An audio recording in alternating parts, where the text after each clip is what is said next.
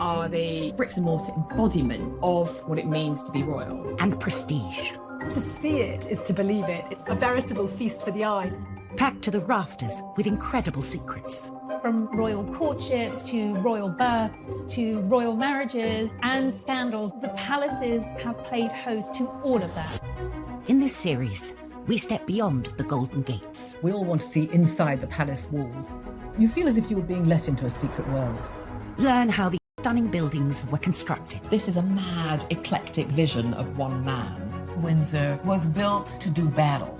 It's best not to get locked in one. You don't know when somebody's going to come and let you out. Unveil their spectacular artworks. The royal collection is simply stunning. The story of a tiara is like a spy mystery. We can only imagine how excited the Queen must have been. Delve into their gruesome histories. Frankly, if you're going to cut the head off a king, it's got to be done in a palace.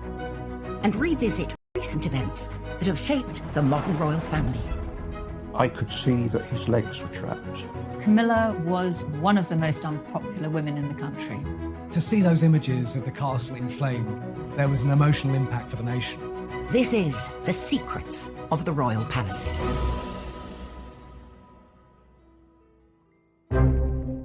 This time, we go behind the scenes with the builder who took on one of the most complex renovation jobs in the Windsor Castle restoration.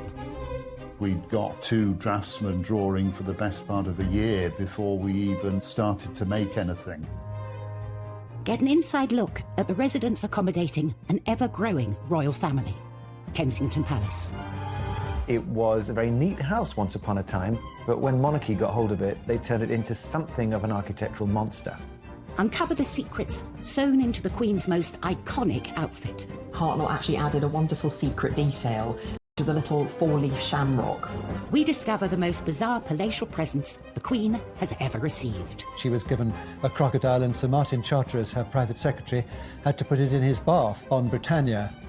And we reveal the castle with the 16th century murder mystery that went horribly wrong. It was going to be the perfect crime. Kill Darnley, blow up his house, no one will be any the wiser. The royal palaces serve as a permanent reminder of the history and influence of the British monarchy through the ages. But alongside the grand and ostentatious are those palaces that can often go unnoticed, built to blend in and to be a place for royals to call home. Across Hyde Park, some 2 miles west of Buckingham Palace, lies a remarkable royal housing complex brimming with secrets. Apartments and houses there, and it's perfect for the royal family. The Queen's got a lot of cousins, and she needs to house them. Royals have occupied Kensington Palace for over 3 centuries, and various generations have extended it to suit their needs. Architecturally, it's a bit of a mess. It's not the kind of unified vision that most palaces aspire to be. It was a very neat house once upon a time, but when monarchy got hold of it, they turned it into something of an architectural monster.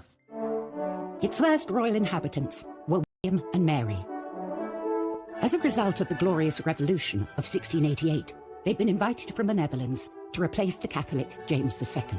They needed a new palace, but they needed it built quick and cheap. As a new king and queen, they didn't want to start building with great ostentation a project that would take years when their essential job was to control the nation and persuade them of the quality of their governance. Get it up, get it done, and let's get on with the business of running the country. They bought Nottingham House, a small villa in what was then the suburb of Kensington, and hired the most celebrated architect of the day, Sir Christopher Wren, to transform it into a palace. But Wren wasn't known for speed. His masterpiece, St. Paul's Cathedral, was only halfway through its 35-year building programme. William and Mary wanted their palace in 6 months. Mary wanted a palace to be built around that house by Christmas. And this was a phenomenal task to ask of Christopher Wren and all his collaborators. It was a bit of a bodge job, really. It was about trying to extend and build on what was already there and do so very, very quickly. With such a tight deadline, the builders cut corners. Kensington is notoriously badly built. It's had a whole series of structural props and failures, And Wren's masons just threw it up too quick. 5 months into the project, these shortcuts led to tragedy. A vault collapsed, crushing a carpenter. And to have someone who's dead because of your design and workmanship, it racked Wren. He was found with his head in his hands in St. Paul's Cathedral. Mary then stepped in and said, it's my fault. To have a monarch feel responsible for deaths because of your building project is quite extraordinary. Rather pitifully, we know she wrote to William and said, it showed me the hand of God plainly in it, and I was truly humbled. But there is a ruthless side to every queen, I think, because they were still in the new build by Christmas. It is an astonishing feat to have created a palace in just 6 months. But also his budget, thanks to a rather unregal building material. It was built in brick, which was sort of unfashionable material at the time. It's quite plain in its architecture. Parts of it just look like a street rather than a palace with, long facades like any London street at the time. It's a bizarre building in many ways. Whilst Kensington Palace is home to young royals like William and Kate and their family, home for the Queen means Windsor. I think probably almost more than anywhere else, it is her home. This is where she's spent a huge amount of her childhood, adolescence, and now it is her haven. But at 11:30 a.m, on the 20th of November 1992, the Queen's lifelong home was thrown into chaos when a small fire started in her private chapel in the northern corner of the castle. Windsor Castle was being rewired, and there was a light which caught one of the heavy curtains and went up in flames immediately. And within minutes, the blaze had taken hold. In total, 225 firefighters were called to the scene, with 36 vehicles battling to save the palace. It could be seen for miles and miles around, and of course it seemed like there was a symbol of the monarchy burning. To see it in flames, I think, did have an emotional impact for many people in the UK. And no one felt that impact more than the Queen herself. The Queen was at Buckingham Palace and she was informed about the fire, and she got to Windsor as soon as she possibly could. She arrived to find the palace she calls home burning out of control. It was clear to see that it was very distressing for her, watching the fire sweeping through and people desperately trying to tackle the blaze. As firefighters battled to bring the fire under control, the royal family leapt into action and helped organise a rescue mission to save the castle's many priceless treasures from the path of the raging flames. They formed a human chain, masterminded by Prince Andrew, who knew every inch of that castle. As a child, he'd explored it, and he knew where all the secret back passages and everything else were. The Queen was shocked, but she is pragmatic. She gets on with it, and she realised that she had to be part of the effort to save what they could. And they did. The royal family were part of the chain there to get stuff out. We can reveal that in the end, only 2 works of art were lost in the fire. The blaze took 15 hours to bring under control. What had started as a small electrical fire in the royal chapel had spread outwards into 2 of the palace towers and totally destroyed in rooms, had been completely destroyed. It was so dramatic and so terribly sad. And the next day, the Queen surveyed the ruins, and as she walked through the charred remains of some of her possessions, she seemed like a little old lady, who had lost something so treasured to her. Despite the devastation, the plan to rebuild started straight away. There was a competition for the redesign, won by a firm of architects who worked with oak specialists, Venables Brothers. We'd got 2 draftsmen drawing for the best part of a year before we even started to make anything. Initial reports suggested repairs would cost up to £60 million. It could take 10 years for the castle to dry out. Once you've got the job, you realise the size of the task that you've undertaken. And the question of exactly what form the reconstruction would take involved some controversial decisions. The Queen and the Duke of Edinburgh really were in charge of the restoration. They had a dilemma. Do they try and restore rooms back to exactly how they were? Could they even afford that? or do they do something different? My blood pressure went up and I think I went grey in the process. Coming up on Secrets of the Royal Palaces, we reveal the secrets of the Tudor toilet. Going to the loo with Henry VIII was the top job in the Tudor court. And we go behind the scenes of the greatest historic building project ever attempted in 20th century Britain. The design that they came up with was absolutely stunning and probably the most complicated piece of oak joinery we've ever been involved in.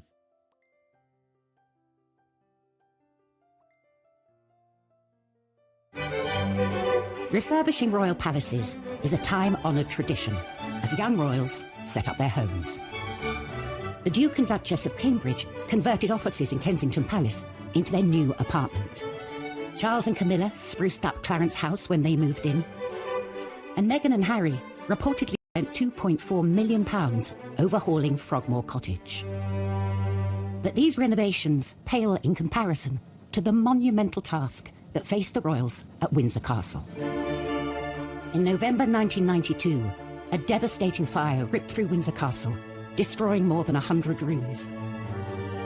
From the ashes came a radical plan to rebuild the castle, a plan the royal family would personally take charge of.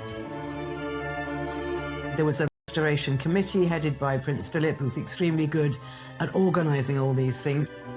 Central to the renovation was a redesign of the room at the epicentre destroyed. But rather than rebuild it, they came up with a whole new concept: the octagonal lantern lobby.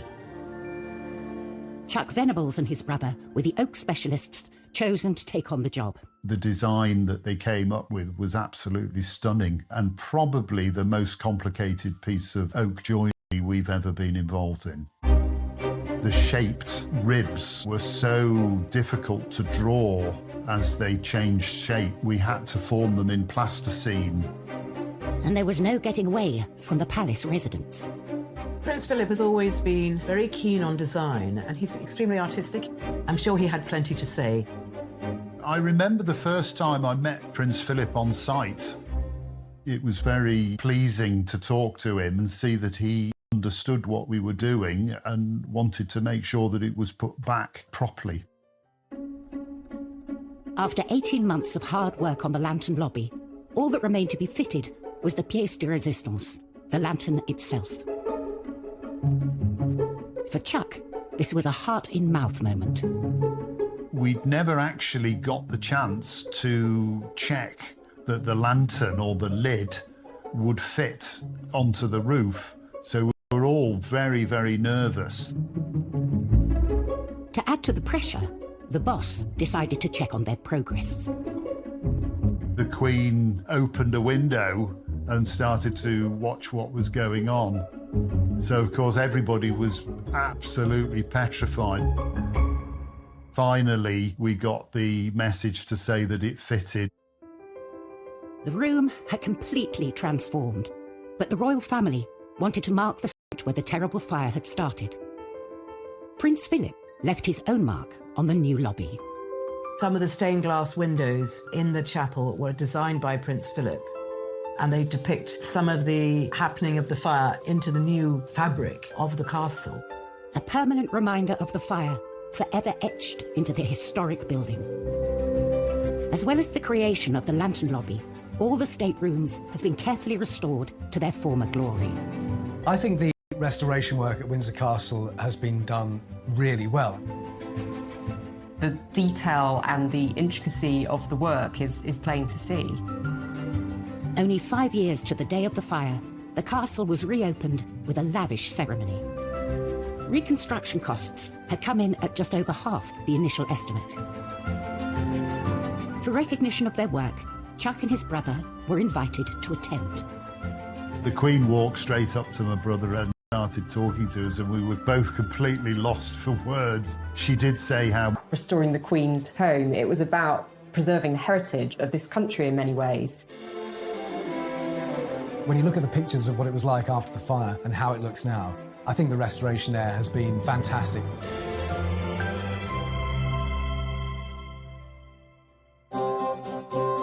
From the glitz and showmanship of a palace stateroom to the rather less glamorous, but no less essential, palace toilet. Every castle needs them, but in the past, royal toilets have held some extraordinary secrets. At Buckingham Palace, the Queen and her entourage have access to 78 modern bathrooms. In the time of Henry VIII, what you did in the privy said a lot about you. Henry VIII's court numbered around 1,000 people, from nobles to servants, and they created the most huge Tudor mountain of human waste you can imagine. And that's why so often Henry VIII was always moving palaces. He moved between Whitehall, Richmond, Hampton Court, Windsor Castle, so that one poor palace could have some time to be clean. And also in the summer, he went off to nobles' houses, so they had to sort out all his big, dirty, waste-creating court. And apparently within a couple of days of the palace being filled by the courtiers, already the walls were black, it was sooty, it was grimy, and there was lots of unwashed bodies. But the worst of all was the human waste. Let's face it, Henry VIII, he liked those giant royal banquets every night, those Tudor meat feasts, and next morning it was one massive rush for the Tudor loo, and it was often called the Great Easement. And there was a real hierarchy of the toilet at Henry VIII's court. For the poor people, they had a group toilet, 14 or so people going to the loo together, and it was a bit like sitting together on a tube train, and all the waste fell into the moat, so it wasn't really very hygienic. The worst job of all was the royal gong scourer, or the royal toilet cleaner, all day long cleaning up toilets. The next one was the aristocracy, the nobles. They used private lavatories. At the top was Henry himself, who had a velvet box that travelled with him. And when Henry used his royal box, he was attended by what was known as the groom of the stool to help him onto the loo, and also any ablutions that might be needed while Henry was using the toilet. This job got more and more difficult as every man wanted to be the groom of the stool, because you got to talk to the king one-to-one in his intimate moment, and you could tell him what your family wanted in terms of money. So going to the loo with Henry VIII was the top job in the Tudor court. Lucky, lucky you. Henry VIII's vast appetite for food was matched by his appetite for ostentatious palaces, and he wasn't the only one. King George I was out to impress with his extravagant interior design decisions. Kensington Palace was created by Sir Christopher Wren by extending and redesigning Nottingham House. It was done on a budget and in a hurry. From outside, it looks unremarkable, but within its walls lies another world. Once inside, you must think, so this is what it is. This only reveals itself to those privileged enough to come inside. It is a hidden labyrinth of diverse and, on occasion, wonderful rooms. These extraordinary interiors came about during the reign of King George I.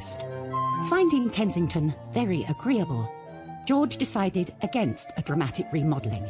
Instead, he opted to create the illusion of grandeur through some clever painting. Controversially, he hired painter William Kent, who'd never worked on a royal palace before. I think the choice of William Kent is interesting. He undercuts the royal painter by several £100s. And he's an outsider. He's a sign painter from Yorkshire. George's gamble on Kent paid off. For the last 300 years, visitors to the palace have been immediately immersed in the colourful world of the Georgian court. Kent, by 1724, had turned Wren's boring old wooden panelled staircase into a trompe-l'oeil, a trick of the eye feat of mural painting, in which you have a great arcade with all of the characters of court in their extraordinary dress. There are over 40 from the court, and one of them is Kent himself. He shows himself with his mistress. The lively scene also includes some of the lowlier members of the court. Mehmet and Mustafa were Turkish prisoners of war who became trusted servants to George I. Mehmet was the only person who was to look after his piles, so that's a particular badge of honour. And you'll also spot Peter the Wild Boy, a child who was found wild foraging in the woods in George I's native Hanover. It's always been a bit of a game. Who were these players on the walls? And you can, of course, go and see them today and try and work it out for yourself. George now had rooms fit for a king, but Kensington Palace presented another problem. There was no room to accommodate his mistress. Melis Stick-like character was known as the Maypole. The Maypole had to have new accommodation, so the masons arrived, the brickmakers, and up was thrown a new courtyard for her accommodation. With her self-contained apartment complete, the king would visit the Maypole, regular as clockwork, between 5 p.m. and 8 p.m. every day. In many ways, I suppose George I might be said to be a king who had his cake and wanted to eat it. So the layout, I guess, reflects this rather self-indulgent character of George. The creation of this courtyard is just another element thrown up in Kensington in a long series of revisions and afterthoughts and immediate needs. It was a labyrinth.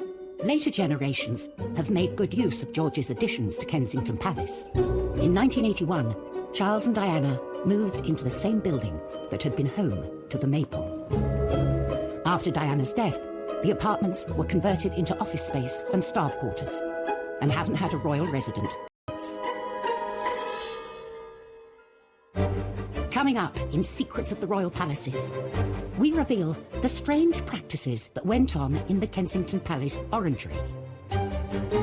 Queen Anne ended up using it as the place where she performed the age-old practice of touching for the Queen's evil. And we reveal the mysteries behind the Holyrood Palace murder. It gets a bit Cluedo, really, because beside Darnley was a chair, a rope, a knife, and 2 dressing gowns. What was that for?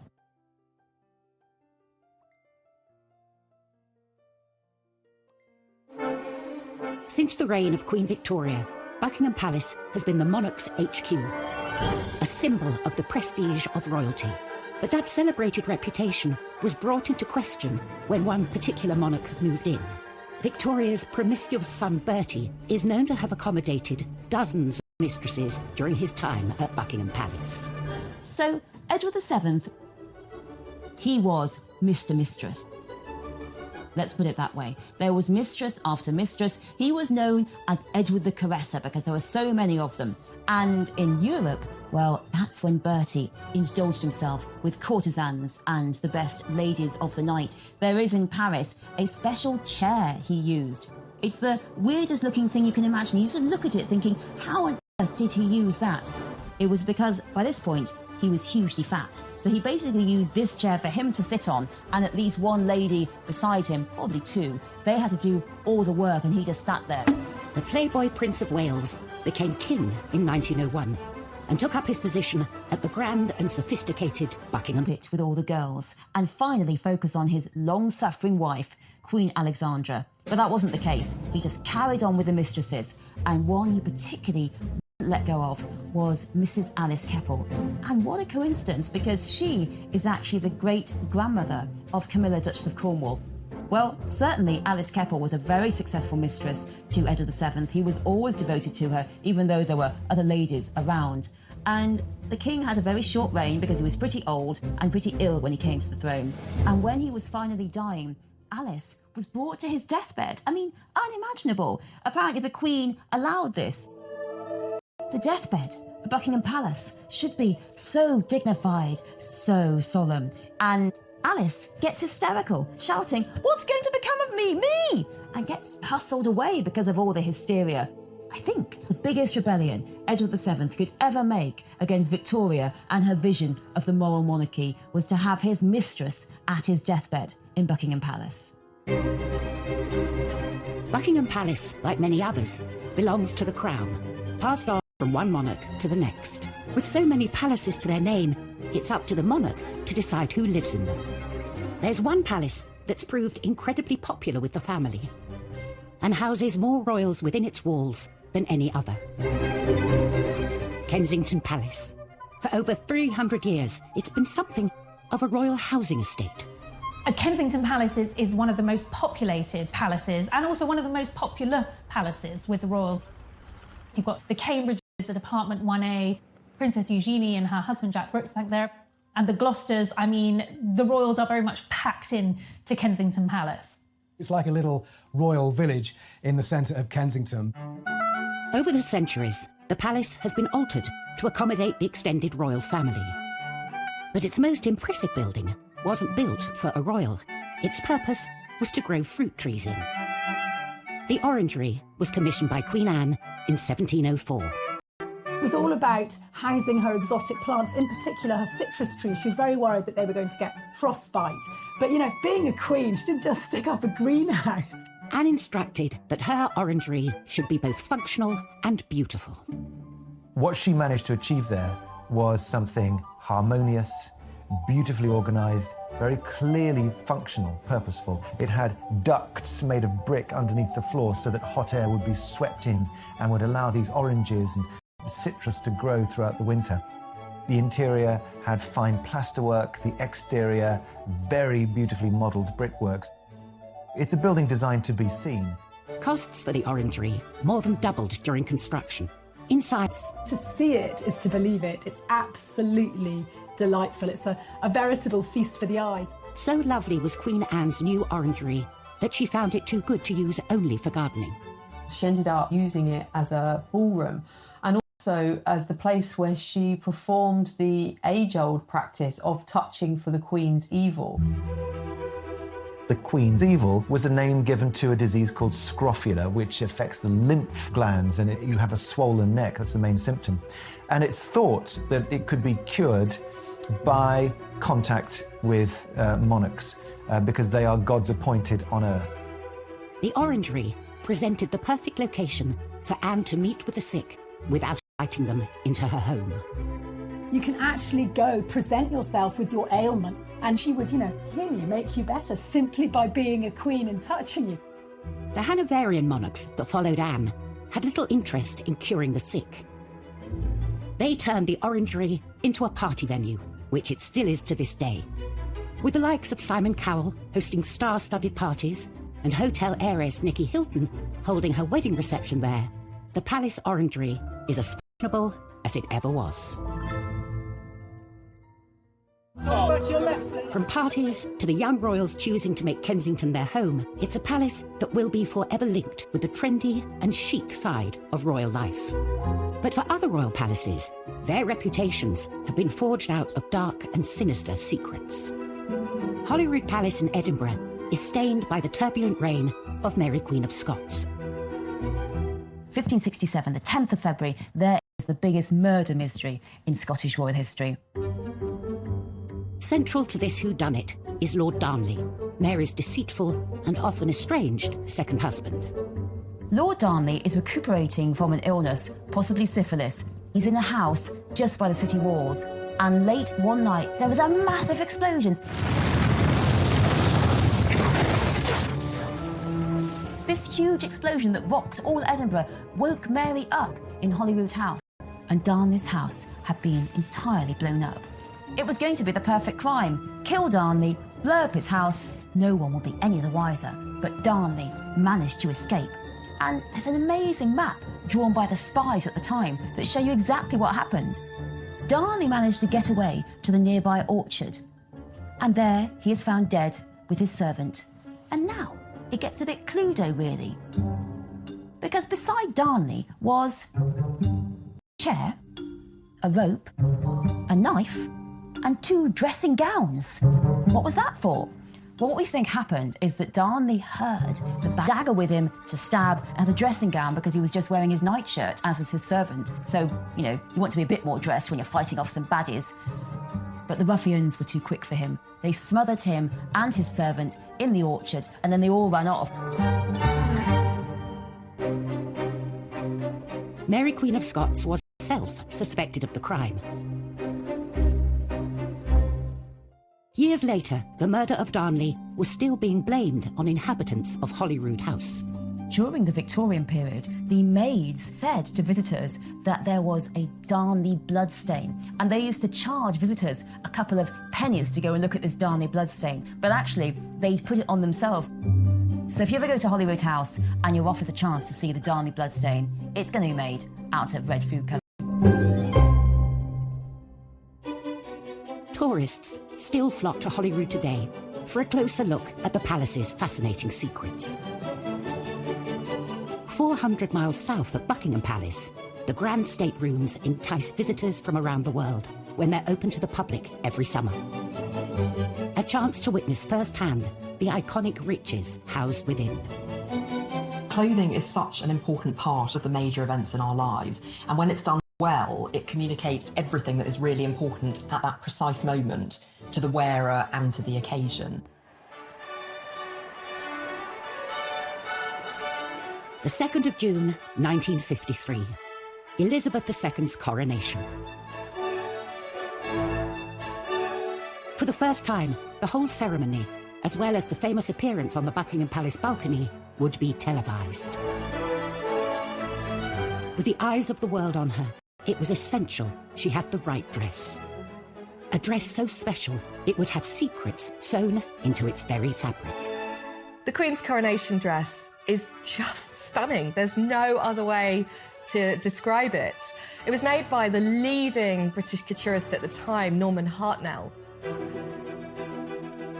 Elizabeth knew this dress would go down in history, and she proved a very hands-on client.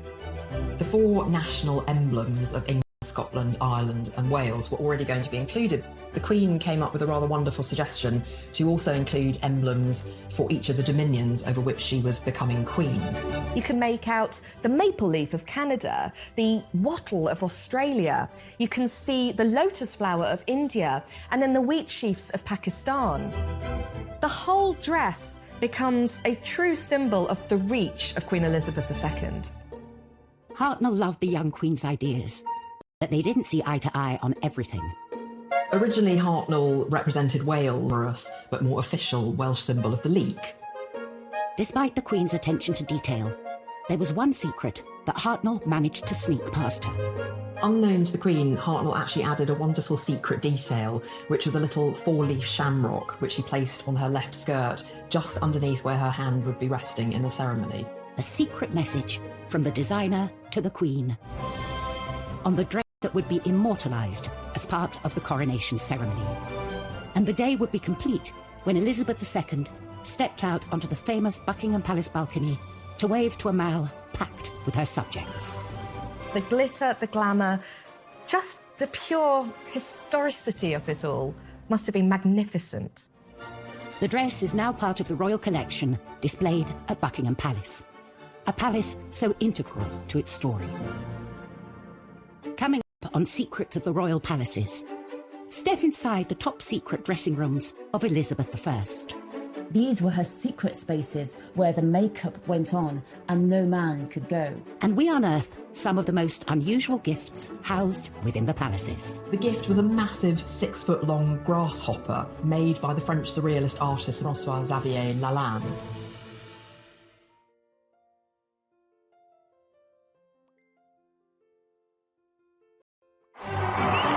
Throughout history, royal palaces have been the site of official ceremonies and royal duties.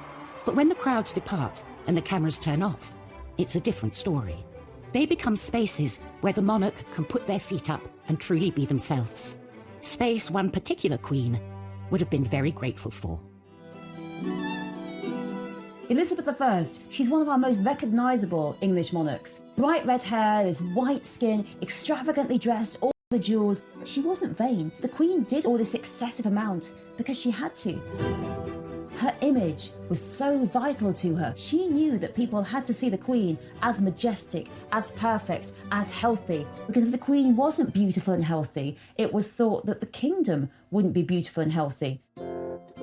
Protecting and preserving the regal image of the Queen became a top secret operation.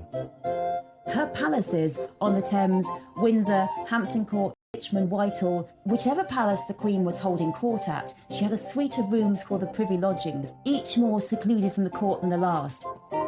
These were her secret spaces where the dress, where the makeup went on, and no man could go. Only her private ladies went with her, and they helped her with her makeup. The secret of what lay behind Elizabeth I's incredible image was one not to be revealed. Elizabeth's makeup was whiten the skin as a kind of face mask, came from what's known as Venetian ceruse, made of lead and vinegar. And on top of this, she wore a rouge, which was lead carbonate and lead hydroxide. And then she had these lipsticks made from ground alabaster. So she was ingesting all this toxic material through the skin. And we know now that these caused all kinds of side effects, digestive effects, insomnia, headaches and respiratory problems. She died aged 69, and I do wonder whether some of it hastened her death and made it more painful.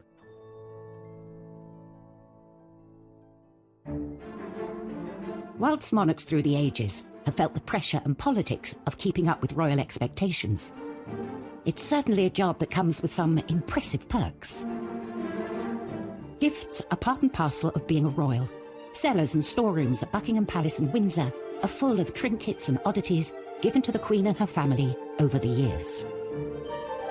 One of the times when gifts are exchanged are during a state visit. When you think that she's been on the throne for over 70 years, and each year there's been at least 2 state visits, you can imagine the amount of things that she's collected.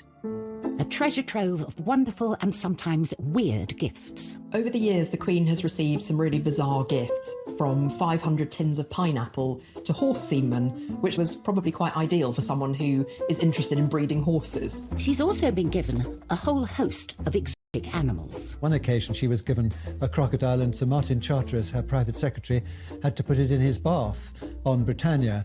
In 1972, the President of Cameroon even sent the Queen an elephant called Jumbo, which was put on a plane and flown over to Britain. One thing you don't want to do is give her something she's already got. One man didn't have to worry about that. The President of France, Georges Pompidou, hosted the Queen and Prince Philip in a state visit in 1972.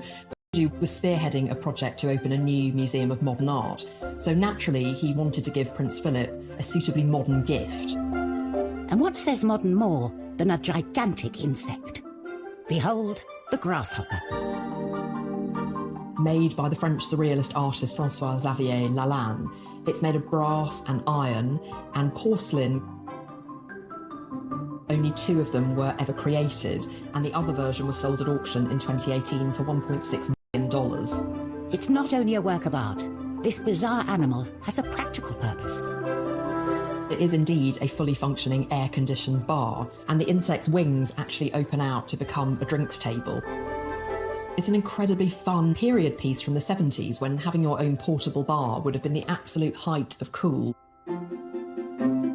Today, the grasshopper is still standing guard. Philip was absolutely thrilled with it, and he wanted to put it in the drawing room, and he asked the superintendent whether he thought that was a good idea. And I remember the superintendent telling me, he said, well, sir, perhaps by the swimming pool, might that not be more appropriate?